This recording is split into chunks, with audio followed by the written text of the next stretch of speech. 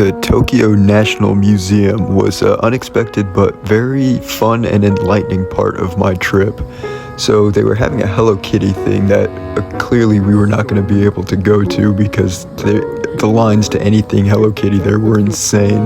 The first thing that caught my attention about this place was its architecture, which was very traditional, which made it very fun to go through these historical areas that they had set up. The first one up was the Asian cultures and other parts of, I think, Eastern Africa, but they had a lot of really cool stuff. I was especially taken aback by the Egypt portion of it, which had an actual mummy where they were able to take off the face covering, so that was kind of scary to see. But other than that, there was also a garden area that they had that you could walk around that had some old buildings that they've collected, and in front of this building was a nice little pond. But these buildings came from all over the country.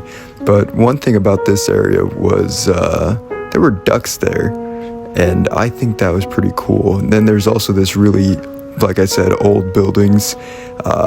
They have plaques saying that where they collected them, but my favorite part of the museum was definitely where it was the Japanese historical parts, where they had all sorts of art and just anything you could think of that came from their culture. The samurai armor and anything about the samurai were probably the crowning parts of the entire museum.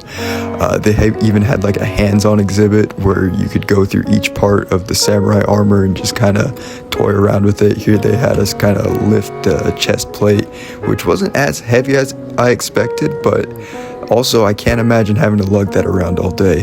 Plus there was the swords, man. Oh my gosh, the swords were so cool. There's a lot of areas where you couldn't take pictures and video because of just how important that was to their culture.